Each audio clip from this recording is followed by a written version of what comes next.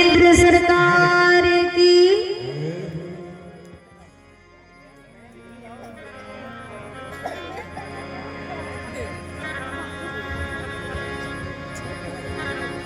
कल की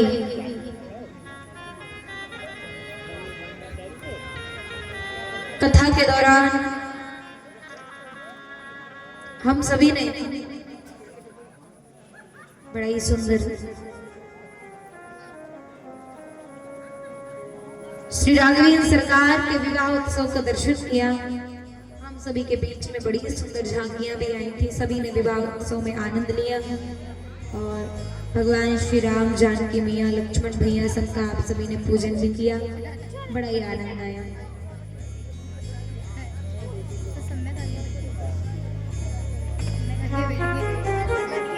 महाराज जनक जी की कन्या जानकी जी का विवाह जनकपुर में बड़ी ही सुंदर तरीके से विधि विधान से पूर्ण होता है और उसके बाद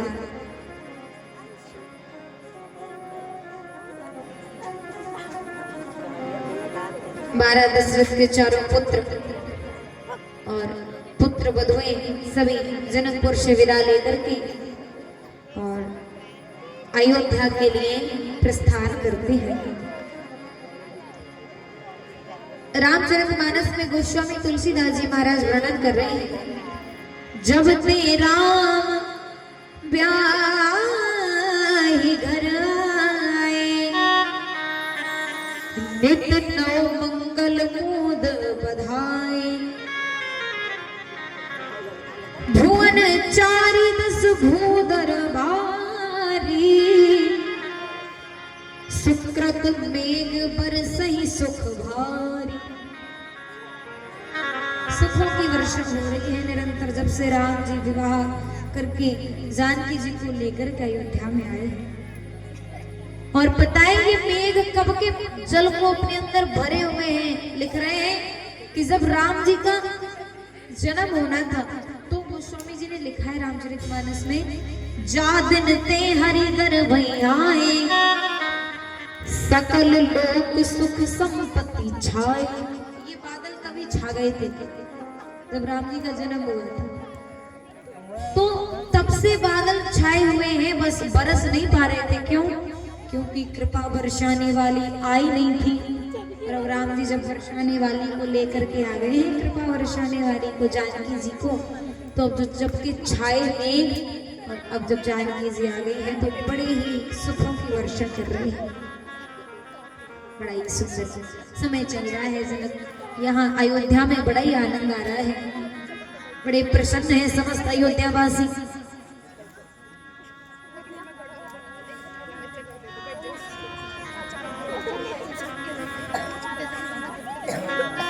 और सभी बड़े सुखी, बड़े प्रसन्न हैं, कोई कमी नहीं है, सब आनंद में है। एक दिन क्या होता है, अयोध्या के राजा महाराज दशरथ अपने सिंहासन पर विराजमान थे, दरबार में बैठे और आज दरबार में वो दर्पण लेकर के अपने मुख को देख रहे हैं और मुख को देखा तो क्या पाया कि मेरे कान के पास वाले बाल जो है ना सफेद हो गए हैं और मानो वो संदेशा दे रहे हैं। क्या? श्रवण समीप भय सित कीसा, मनहु जरठपन यह उपदेशा। क्या कह रहे हैं वो? नृप जुबराज राम कहूँ देहु, जीवन जन्म लाभ किन लेहु।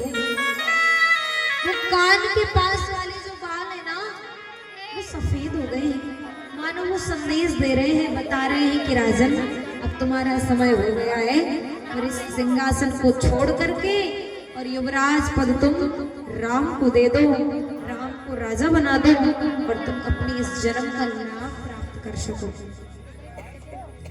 कई लोग व्यंग कसते ही कि देखो तो अरे कोई राज दरबार में आकर के सिंहासन पर बैठ करके दर्पण लेकर के मुंह देखेगा, वो अंदर नहीं देख सकता। तो पता है कैसे कौन से दर्पण में वो देख रहे हैं अपना मुंह। ये जो दर्पण में हम देखते हैं ना श्रृंगार करते समय, वो नहीं, उनके दर्पण का मतलब है आत्म निरीक्षण वाला दर्पण। यानी वो अपने आप में खुद को देख रहे हैं कि क्या क्या कमियां हैं मेरे अंदर, आत्म निरीक्षण कर रहे हैं। और वो देख करके उन्हें पता चलता है कि अब मेरी उम्र हो गई है और मुझे ये राजगद्दी है ना, राज सिंहासन, अब राम को दे देना चाहिए। मन में ये विचार आया कि मेरा चौथा फन आ गया है, अब राम को युवराज पद दे देना चाहिए। और ये सुंदर विचार जब आया मन में, वैसे ही महाराज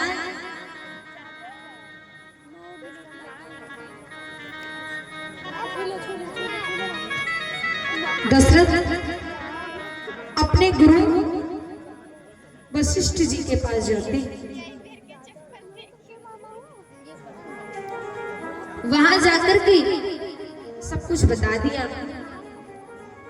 प्रणाम करके कहते महाराज गुरुदेव भगवान से कहे, गुरुदेव भगवान आपकी कृपा से मेरी सभी अभिलाषाएं पूरी हो गई हैं, मेरी सारी इच्छाएं पूरी हो गई हैं, सारे सुख मैंने भोग लिए हैं। अब एक इच्छा और रह गई है। क्या? वो इच्छा ये है कि मैं अपने जीते जी राम को राजा बनाना चाहता हूं। जैसे सुना गुरु वशिष्ठ जी ने, कह रहे हैं महाराज दशरथ से, राजा इतने सुंदर काम को करने में देर कैसी? और पता है वो सुंदर वो शुभ समय तभी होगा जब राम युवराज बन जाएंगे, देर क्यों कर रहे हैं? वो कह रहे हैं महाराज दशरथ वशिष्ठ जी से कि महाराज अगर मेरी ये इच्छा पूरी हो गई ना, मैंने जीते जी राम को युवराज पद सौंप दिया, वो राज सिंहासन दे दिया ना, तो उसके बाद मेरी मृत्यु भी हो जाए ना तो मुझे कष्ट नहीं होगा कि मैंने सब सुख देख लिया, मर भी जाऊं तो कोई कष्ट नहीं। आज वशिष्ठ जी कह रहे हैं महाराज दशरथ जी से, बेग विलंब न करिए नृप, साजिए सबई समाज। बेग विलंब न करिए नृप, साजिए सबई समाज। सुदिन सुमंगल तबहि जब राम हो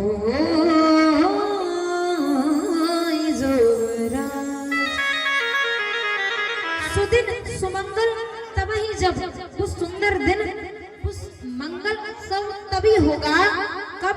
बोले जब राम हो युवराज, जब राम युवराज पद पर आसीन हो जाएंगे। तो देर न करो। आज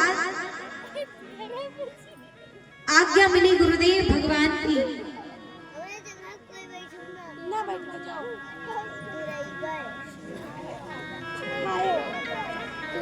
जाकर महाराज दशरथ जी ने ये बात मंत्रियों को बता दी। मंत्री तो ऐसे प्रसन्न हो रहे हैं मानो जैसे कोई पेड़ सूख रहा हो जल की कमी में और उसमें जल डाल दिया जाए तो जैसे हरियाते हैं, वो ऐसे बड़े प्रसन्न हो रहे हैं मंत्री।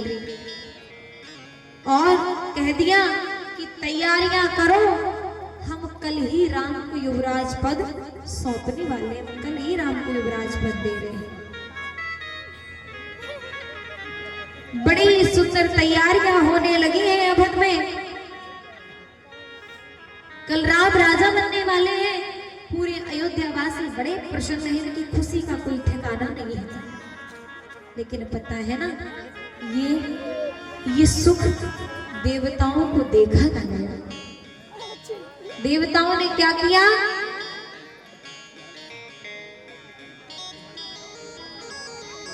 समस्त देवतागण आज माता सरस्वती के पास जा पहुंचे, चरणों में बार बार प्रणाम कर रहे हैं, बार बार प्रणाम कर रहे हैं।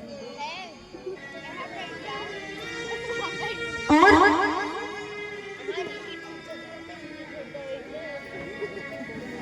माता सरस्वती के चरणों में निवेदन करते हैं कि हे मां, हमारी इस भारी विपत्ति को देख करके, इस भारी संकट को देख करके आप कुछ ऐसा कार्य करिए कि राम आज ही ये राज्य त्याग करके और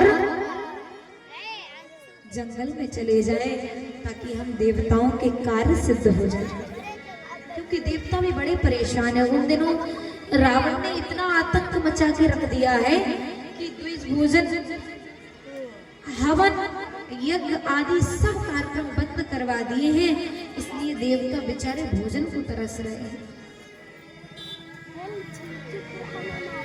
रावण ने सुरलोक उजाड़ दिया है, रहने को घर नहीं है देवताओं के पास, बेचारे भटक रहे हैं। इतने कष्ट सहने के बाद भी रोज रावण के दरबार में जाते हैं और वहां रोज हाजिरी लेने जाना पड़ता है। बड़े कष्ट है। निवेदन किया माता सरस्वती से कि आप कुछ ऐसा कर दो कि राम ये अयोध्या त्याग करके और वनवासी हो जाए, वन में चले जाए, कुछ ऐसा करो। माता सरस्वती आज मन में विचार कर रही है, इस अयोध्या रूपी कमल वन में क्या मैं ही पाले की रात्रि बनूंगी? अरे देवता समझा रहे हैं, मां आप चिंतित ना हो। क्यों? क्योंकि पता है राम कैसे हैं। विस्मय हरस रहित रघुराव,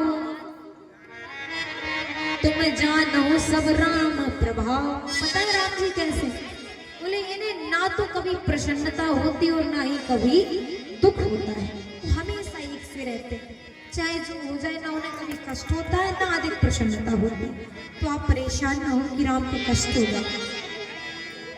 और रही बात अयोध्या वासियों की, तो देखो जो जैसा कर्म करता है उसे अपने कर्मों का फल भुगतना पड़ता है, चाहे कोई क्यों ना हो।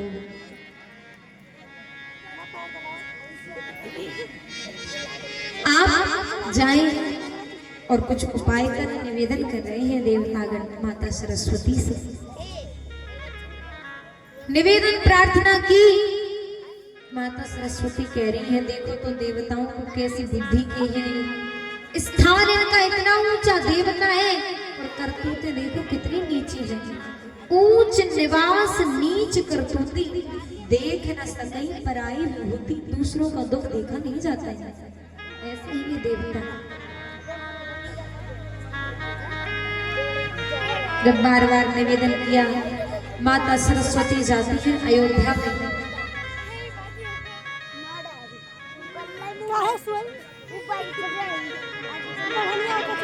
जाकर के देखा अयोध्या में, क्या पाया? बोले अयोध्या वासियों को देखकर तो लग रहा है कि यहाँ तो कोई भी ऐसा नहीं है जिसकी बुद्धि बिगाड़ सके माता सरस्वती। क्योंकि राम जी को वन भेजने में अयोध्या वासियों का बिल्कुल भी सहयोग नहीं था, किसी का नहीं। बहुत देखा, किंतु अयोध्या वासियों में कोई भी इन्हें ऐसा न मिला जिसकी बुद्धि को बिगाड़ सके। देखा देखा क्या पाया? अयोध्या में एक विदेशी महिला दिख गई। कौन दिखी? बता रहे हैं। नाम तेरा मंदमती, चेरी के कई के अजस पिटारी ताही कर गई गिरामती।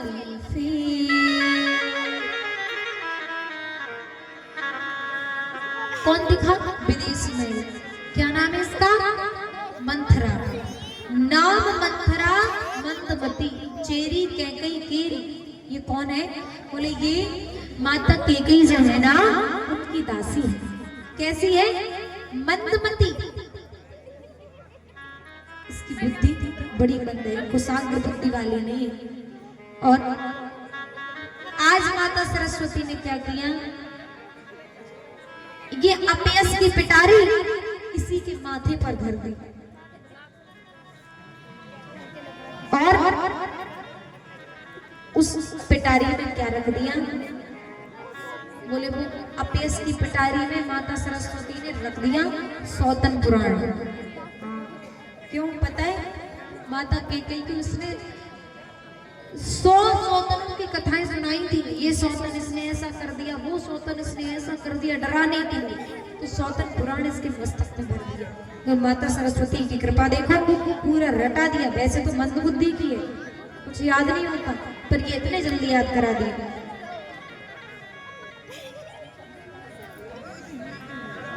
और ये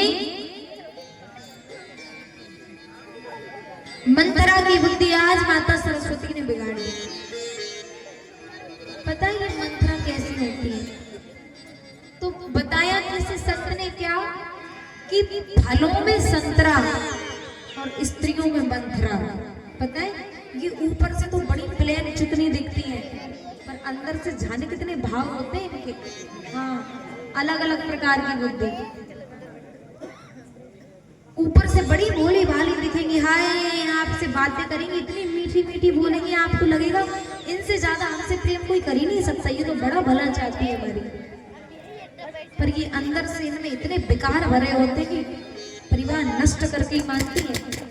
हाँ पता है त्रेता युग में तो एक ही मंत्रा थी, लेकिन वारे कलयुग यहाँ तो हर मोहल्ले में 2-4 मंत्रा मिल जाएंगे आपको। हाँ सच सच कह रही हूँ, हर गांव में मिलेंगे। बाढ़ आ गई मंत्राओं की वजह से। नाम किसी के मंत्रा नहीं है, पर अकल बुद्धि की कई मंत्राएं बैठी होंगी। यहाँ की नहीं कह रहे, यहाँ की तो बहुत अच्छी है, और दूसरी जगह की बात करें वहां होती है मंत्रा, इस गांव में नहीं है एक भी।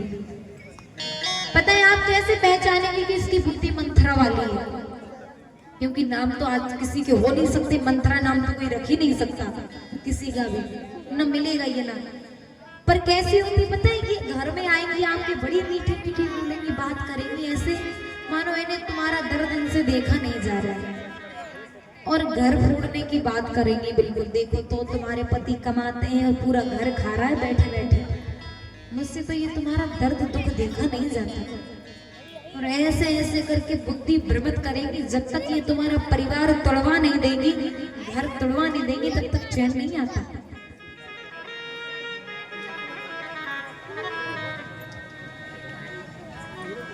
ये मंत्रा आज अयोध्या के लोगों से पूछ रही है। क्या? क्योंकि सब लगे हैं तैयारियों में, कल राज तिलक होना है, राम जी का उत्सव मनाए जा रहे हैं। पूछा कि आप लोग किस बात का उत्सव मना रहे हैं, क्या है, क्या होना है यहाँ अयोध्या में, क्यों इतने प्रसन्न हो? तो लोगों ने बता दिया कि देखो कल हमारे राम जी का राज तिलक होना है, उसी राज तिलक की तैयारियों का हम सभी उत्सव मना रहे हैं। तैयारियों में लगे,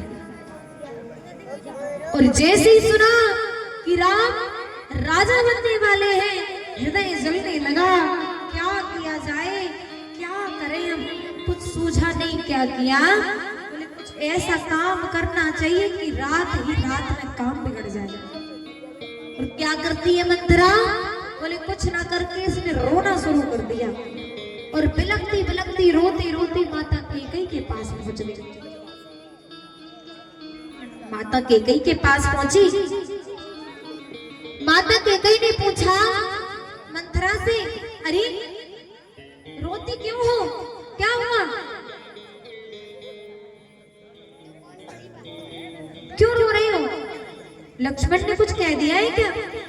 अरे क्यों उदास है? देख तो कितनी खुशी का दिन है और तू उदास हो रही है। बता बता क्या कारण है? तो ये मंत्रा कुछ उत्तर नहीं देती है, बस लंबी लंबी सांसें ले रही है, बड़े बड़े आंसू गिराए जा रहे हैं। पूछा क्यों रोती है, क्या हो गया, बताएंगी भी? अरे मेरा राम ठीक तो है ना, मेरा राम कुशल से है ना? और जैसे ही सुना राम के बारे में सो और हृदय जलने लगा, तो और क्रोध आ रहा है और रोने लगी बिलक बिलक करके। कह रही है अरे रानी महारानी, इस अयोध्या में राम से ज्यादा खुश और कौन हो सकता है? क्यों? अरे तुम्हें पता नहीं है कल ही राम को युवराज पद मिलने वाला है और राम राजा बनने वाले हैं। देखो तो कौशल्या का तो गर्व अभिमान देखते नहीं बन रहा है, गर्व से फूल ही नहीं समा रही है और तुम्हें तो कुछ होश ही नहीं है। भूत विदेश न सोच तुम्हारे, जानती हो बस नाथ हमारे। तुम्हें क्या लगता है कि महाराज दशरथ केवल तुमसे ही प्रेम करते हैं? इसी भ्रम में खोई रहते हो कि वो हमारे ही है बस। लेकिन छोड़ दो ये भ्रम, तुम्हारा बेटा विदेश में है यानी मामा के घर में है, तुम उसके बारे में कुछ सोच ही नहीं रही हो। देखो तो अरे रानी कौशल्या ने तो राजा को अपने बस वशीभूत कर लिया है। और सुनो, तुम बस इसी भ्रम में भूली हो कि राजा सिर्फ हमारे हैं, इसीलिए तुम्हें तो बस नींद प्यारी है और तुम महाराज के कपट को जानती नहीं हो। वो तुमसे प्रेम नहीं करते, बल्कि वो तो तुमसे प्रेम का दिखावा करते हैं। जैसे ही सुना आज माता कैकेयी ने धक्का मार के गिरा देती, अरे घर फोड़ी, अभी ऐसा कहा तो कहा, आगे अगर ऐसा बोल दिया ना तो तेरी जीभ कड़वा लूंगी अगर ऐसी बात बोली। कह रही है पुनी ऐसे काबा हो कहसी घर फोड़ी,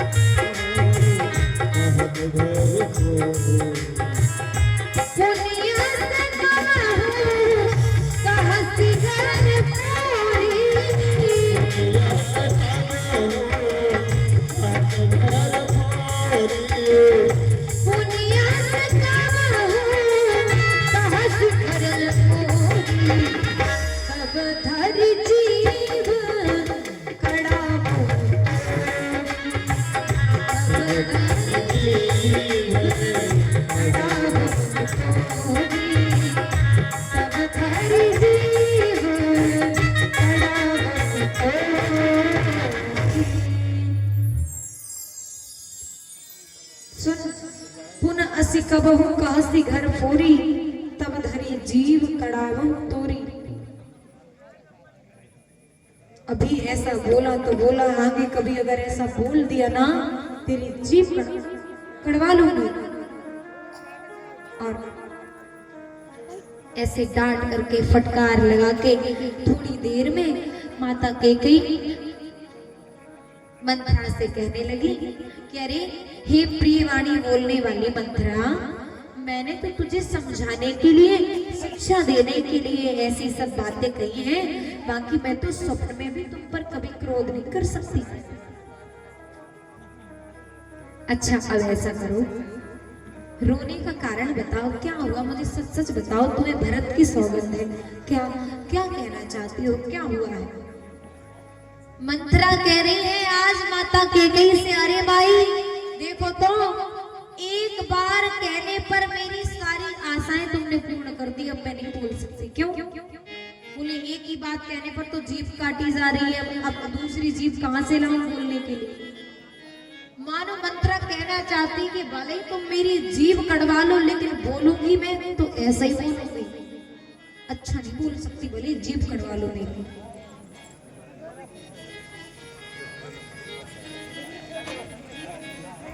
देखो आपको तो वो लोग बड़े प्रिय लगते हैं जो बस मुंह पे चुपड़ी चुपड़ी मीठी मीठी बातें करें, और वो मुझे करना नहीं आता। देखो अब से मैं भी तुमसे मीठी मीठी बातें करूंगी, और अगर ना कर पाऊं तो मैं चुप रहूंगी, किंतु ऐसा कुछ नहीं बोलूंगी कि आप ऐसा कहें। जैसा आपको अच्छा लगे मैं वैसे ही बोलूंगी।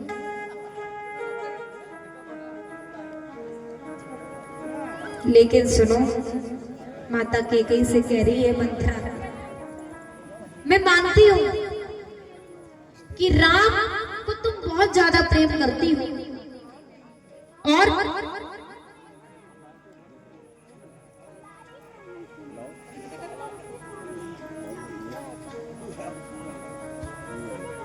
राम को तुम बहुत प्यारी हो और तुम्हें राम बहुत प्यारे हैं, मानते इस बात को, ये बात सही है। लेकिन अब ये बात पहले की हो गई है, पता है वो दिन नहीं रहे। अब समय बीतने पर तो कभी कभी मित्र भी शत्रु बन जाता है, कोई ठिकाना रहता है क्या? समय पर कौन कैसा हो जाए।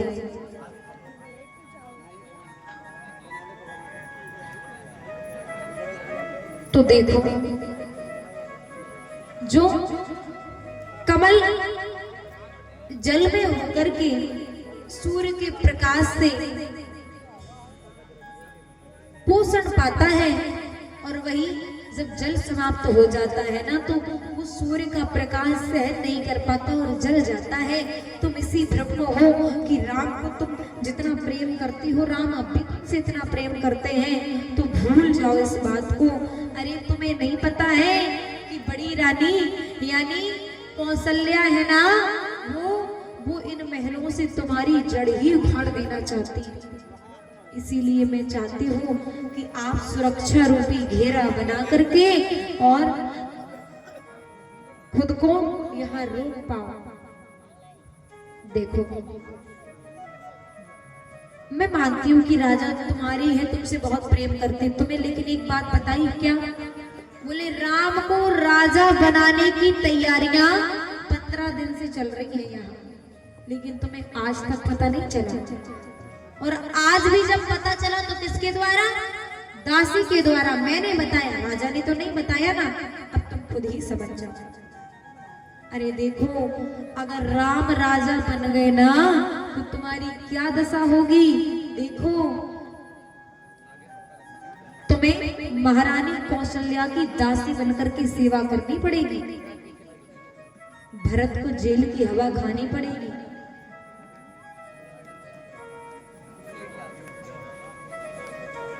जाने कितनी सौतनों की कथाएं सुना दी कि देखो सौतन का झगड़ा बहुत बुरा होता है, और आज इतनी बातें माता कैकेयी की बुद्धि में भर दी। अरे देखो, तो अगर राम राजा बन गए तो तुम्हें दासी बनकर के इन महलों में रहना पड़ेगा। जैसे ही ये सब बातें सुनी, माता कैकेयी का हृदय कांपने लगा है। आज कह रही हैं, मैं जीवन भर अपने नैहर में रह लूंगी, किंतु सौतन की सेवा ना करूंगी मैं कभी दासी बन करके। देखो आज मंथरा कह रही है, मैंने तो तुम्हारे लिए उपाय सोच के रखा है, अगर तुम मेरी बात मानो तो मैं बताऊं। कहा आज मंथरा से, देखो तुम्हारे कहने पर तो मैं कुछ भी कर जाऊं, बताओ मुझे क्या करना है। तो कहने लगी आज मंथरा माता कैकेयी से, सुनो महारानी आपको क्या करना है। देखो आपने एक बार मुझसे बताया था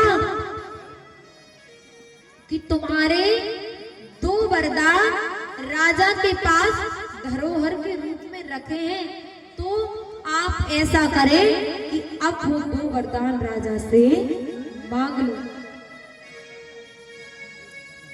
लेकिन कब मांगना? बोले जब तक महाराज आपको वरदान देने के लिए राम की सौगंध न खा जाए कि मैंने वरदान दिए और मैं दूंगा, तब तक तुम वरदान मत मांगना। क्या क्या मांगना है सुत ही राज राम ही बनवासु, देहुले हूँ सब सबती हुलास। तुम्हें पहले वरदान में मांगना है सुत ही राज, यानी राज तिलक राम का नहीं बल्कि भरत का होना चाहिए। और दूसरे वरदान में क्या बोले, राम के लिए वनवास मांग लेना। लेकिन याद रखना, जब तक राजा राम की सौगंध न ले ले तब तक वरदान नहीं मांगना, क्योंकि मुझे पता है अगर राजा ने राम की सौगंध ले ली तो तुम्हारा वरदान फिर टल नहीं सकता।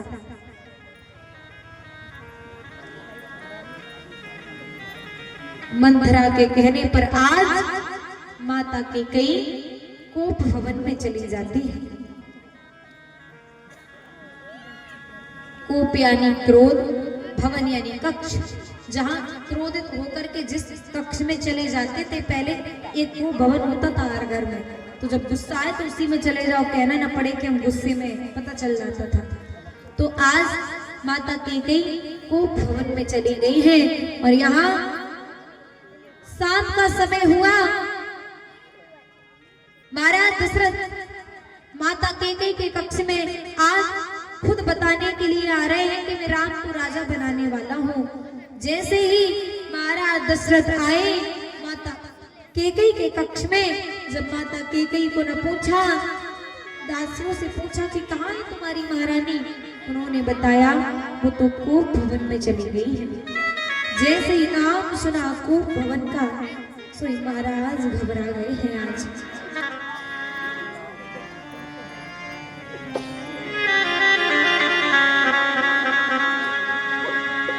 सांझ समय सानंद नृप गयो के कई गे,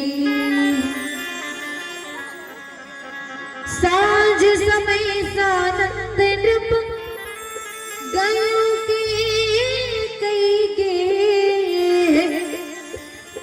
गाबनु निठुरता निकट की जलधर दे हुसने, कोप भवन सोनी सकुचे उरा,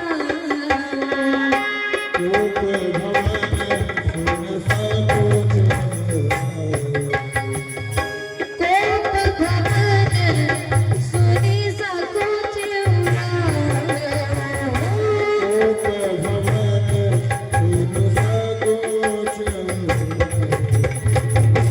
कोप भवन सोनी सकुचे उरा, कोप भवन सोनी सकुचे, कोप भवन सोनी सकुचे उरा, भाई बस नगौड़ परई न पार, भाई बस नगौड़ परई न पार।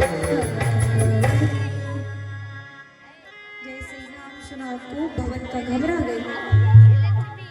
अरे क्या हुआ, महारानी कोप भवन में क्यों चली गई है? डर के कारण, भय के कारण पांव भी आगे नहीं बढ़ रहे हैं।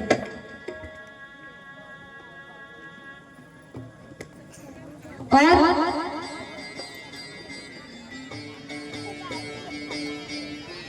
आज महाराज के हृदय में बड़ा कष्ट हो रहा है। आज कल ही राम को राजा बनाना है और आज ये कोप भवन में चलेगी, मैं कैसे क्या करूं? डरते डरते आज कोप भवन में जैसे पहुंचे, क्या पाया, राजसी वस्त्रों को त्याग दिया है, माता कैकेयी ने आभूषण उतार दिए हैं और महाराज दशरथ को भवन में जाकर के जैसे ही माता कैकेयी के हाथ पर हाथ रखते तो हटा देते हैं। जाई निकट नृप के मृदु बानी, प्राण प्रिया की तूर सान, बोलिए काली मैया की। हाँ ध्यान दे, हमारे श्री अजय मौर्य जी की तरफ से 101 रुपए का सहयोग, ज्ञान प्रकाश लोहावा आपके तरफ से 100 रुपए का सहयोग, वासुदेव जी की तरफ से 51 रुपए का सहयोग, दीनानाथ तिवारी जी की तरफ से 101 रुपए का सहयोग, हीरालाल जो लुआई के निवासी 201 रुपए का सहयोग, जितेंद्र कुमार मुंशी लुआई के आपके तरफ से 501 रुपए का सहयोग, श्यामू जी की तरफ से 30 रुपए का सहयोग, पिंटू तिवारी जी जो लुआई के निवासी 500 रुपए का सहयोग, सत्यपाल सिंह जो लुआई के निवासी है 3100 रुपए का सहयोग, मुरलीधर मिश्रा जी जो मालिकपुरा के निवासी है 501 रुपए का सहयोग, डॉक्टर विनय गुप्ता जी जो ददुआ बाजार के निवासी है आपके तरफ से भंडारे में 1 टीना रिफाइंड, गुड्डू गुप्ता जी की तरफ से 1 टीन रिफाइंड जो ददुआ बाजार के निवासी है, विजय गुप्ता जी जो रानी बाजार गोंडा के निवासी 1 बोरी आटा आपके तरफ से, राजू जायसवाल जी जो रानी बाजार गोंडा के निवासी 1 बोरी आटा आपके तरफ से, संतोष जायसवाल जी जो रानी बाजार गोंडा के निवासी 1 बोरी आटा आपके तरफ से, संतोष गुप्ता जी रानी बाजार गोंडा के निवासी आपके तरफ से 1 बोरी आटा, और राम गोपाल गुप्ता जी रानी बाजार के गोंडा के निवासी आपके तरफ से 1 बोरी चावल, सनी मोदनवाल रानी बाजार गोंडा के निवासी है 1 टीना रिफाइंड, आनंद कुमार मोदनवाल रानी बाजार गोंडा के निवासी 1 टीना तेल, सोनू कुमार सोनी जय जगरा गोंडा के निवासी 10 किलो तेल, अनूप गुप्ता जी रानी बाजार के निवासी गोंडा 5 किलो तेल, मनोज जायसवाल जी रानी बाजार गोंडा 1 टीना तेल, दीपक गुप्ता जी रानी बाजार जो गोंडा के निवासी आपके तरफ से 1 बोरी चावल, पंडित जी जो तिवारी के निवासी आपके तरफ से 100 रुपए का सहयोग, डॉक्टर श्री अंजनी कुमार पांडे जी जो लुआई के निवासी 551 रुपए का सहयोग, राजा राम दुबे जी जो कुटिया के निवासी आपके तरफ से 100 रुपए का सहयोग सादर समर्पित हुआ है। ये किनारे भगवान कल्याण करें। हाँ, अशोक कुमार दुबे जी जो लुआई के निवासी है, पहले आपके द्वारा इस यज्ञ में 1100 रुपए का सहयोग और 501 रुपए का सहयोग आज पुनः समर्पित हुआ है। ये किनारे भगवान कल्याण करें। सभी लोगों के लिए मंगल कामना आशीर्वाद, और रामायणी जी से सभी दानदाताओं के लिए आशीर्वाद की कामना। जय श्री राम, धन्यवाद, जय माता दी।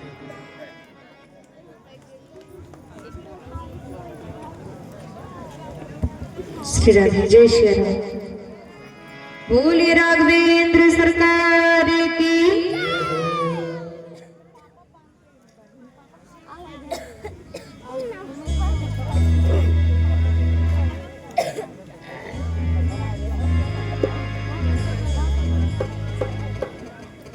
आज महाराज दशरथ जाकर के पूछ रहे हैं कि क्या कारण है आपके रूठने का। सुमुख सुलोचन टीक बजने बार बार कह राऊ, गजगामिनी निज कोप करी कारण मोहि सुनाओ। आपके रूठने का कारण क्या है? बार बार तारीफ कर रहे हैं। सुमुख यानी सुंदर मुख वाली, सुलोचन यानी सुंदर नेत्र वाली, टिक वचनी यानी मधुर बोलने वाली, गजगामिनी हाथी की चाल चलने वाली। आपने ये क्रोधित क्यों हो गई है? आपके रूठने का कारण क्या है, मुझे बताइए। अगर कुछ मांगना चाहती है तो मांग लो ना, पर यूं रूठो ना, यूं क्रोधित ना हो। जो मांगना चाहती है मांग सकती है, मांग लो। बार बार कह रही है मांग लो मांग लो मांग लो। अरे देखो तो, कल ही मैं राम को राजा बनाने वाला हूँ और आज तुम ये रूठ करके बैठ गई हो। जैसे ही सुना सो और हृदय जलने लगा। रे बार बार मांगने के लिए कहते हैं तो कह रहे हैं मांग मांग पे कहूँ पिए और कबहू न देहु न ले, देने कहाई वरदान दुई देहु पावत संदेह। बार बार कह रहे हो मांग लो मांग लो मांग लो, ना तो कभी कुछ देते हो नहीं लेते हो। अरे मेरे तो पिछले 2 वरदान पड़े, मुझे तो उन्हीं की शंका होती है, पता नहीं कब मिलेंगे मुझे मेरे वो वरदान। और अभी हमसे कह रहे हैं मांग लो मांग लो। तो महाराज दशरथ ने कहा अरे हाँ हाँ मुझे पता है तुम्हारे वरदान पड़े हैं, तुम मांग लो ना वरदान, कौन मना करता है तुमसे। झूठे हम ही दोष जिन देहु दुई के चार मांग मुकुले, क्यों रघुकुल रीत सदा चली आई, प्राण जाई पर बचन न जाई। क्या दो वरदान की बात करते हो, चार वरदान मांग लो, लेकिन हमें झूठा कलंक मत लगाओ, क्योंकि रघुकुल की ये रीत है कि जो कह दिया वो करते हैं, वचन झूठा नहीं हो सकता, भले प्राण चले जाए। आज माता कैकेयी ने कहा कि अगर वास्तव में आप मुझे मेरे दो वरदान देना चाहते हैं तो राम की सौगंध खाइए, अगर राम की सौगंध लेंगे तब मैं वरदान मांगूंगी। बैठ चुप कर।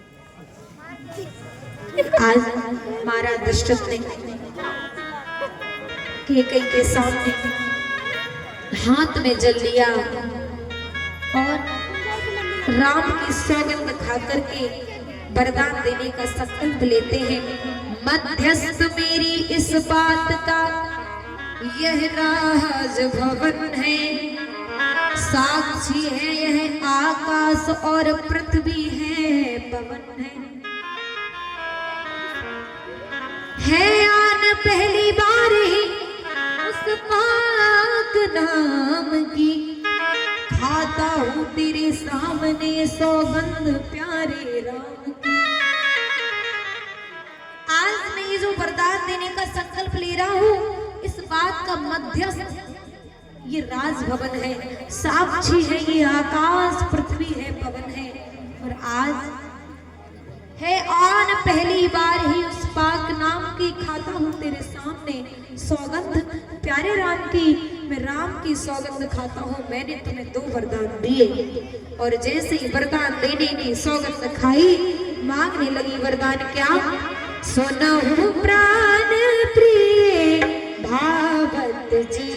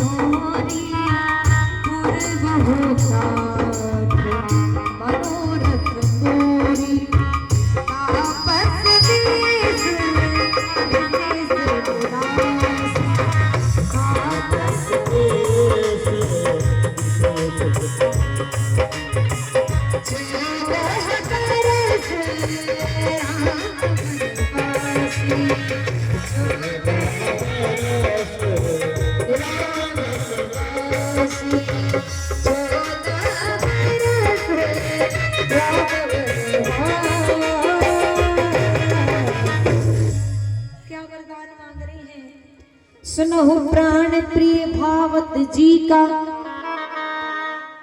देहु एक बर भरत ही टीका। पहला वरदान क्या मांगा, बोले आप जो राजा राम को बनाने वाले हैं, तो ये राज तिलक राम का नहीं बल्कि मेरे पुत्र भरत का होना चाहिए, मेरा पहला वरदान है।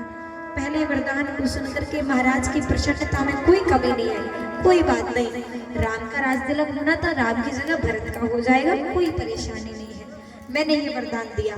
अब दूसरा वरदान मांगो। दूसरा वरदान बहुत कठिन है, इसीलिए वरदान मांगने से पहले आज कैकेयी माता ने भी हाथ जोड़ लिए। मांगहु दूसर वर कर जोरी, मैं आपसे दूसरा वरदान मांग रही हूँ हाथ जोड़ करके। पूर्वहु नाथ मनोरथ पूरी, और दूसरा वरदान क्या है, तापस बीस विशेष उदासी, और 14 बरस राम बनवासी। क्या, तपस्वी का वेश धारण करके राम 14 वर्ष के लिए वनवास चले जाए, ये मेरा दूसरा वरदान है। और जैसे ही राम के लिए वनवास मांगा, वनवास की बात सुनी महाराज दशरथ आज पृथ्वी पर गिर पड़े। कैकई से कहने लगे कि कहीं मेरे राम ने तेरा क्या बिगाड़ा है। हाल बेहाल सा दौलत की लालसा पैदा सबके दिल में खेद कर रही है। वो दिन ना याद आयो तेने जिस थाली में खायो, आज उसी थाली में क्यों छेद कर रही है। और कह रहे हैं क्या, मांगती ना बनवास मेरे राम को तू, मांगती ना बनवास मेरे राम को तू, बदले में कोई वरदान मांग लेती, बदले में कोई वरदान मांग लेती। हंस हंस के देता मेरी जान मांग लेती, हंस हंस के देता मेरी जान मांग लेती। मांगती ना बनवास राम को, मांगती ना बनवास राम को, दूसरा कोई वरदान मांग लेती। हंस हंस के देता मेरी जान मांग लेती, हंस हंस के देता मेरी जान मांग लेती।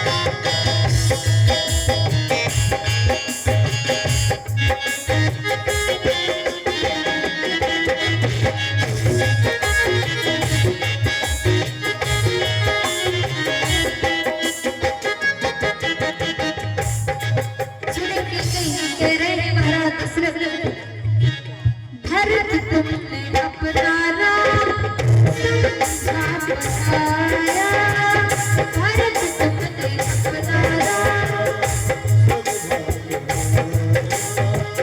भाइयों का प्रेम मेरा नहीं आया, भाइयों का प्रेम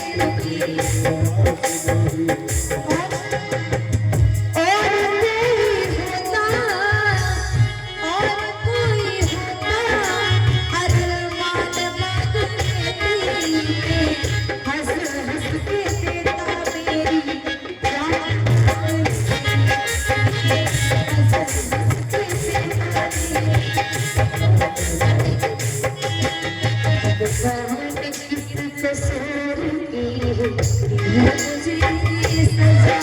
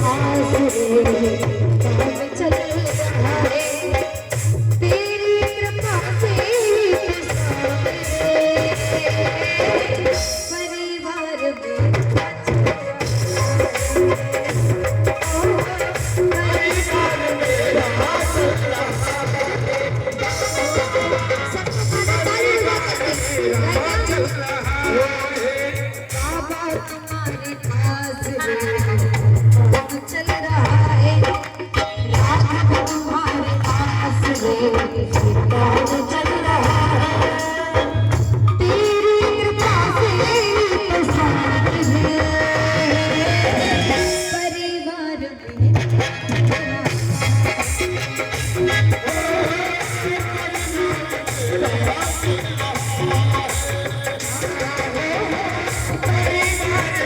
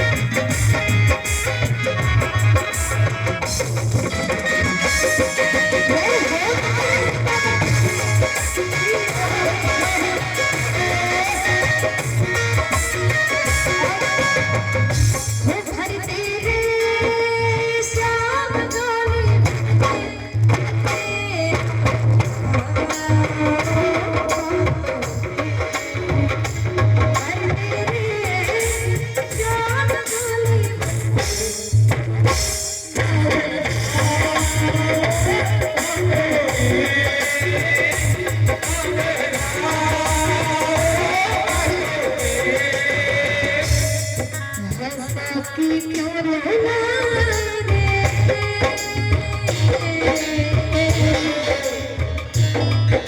हंसा की क्यों रुलाए रे, रुलाए रे कन्हैया ठाकुर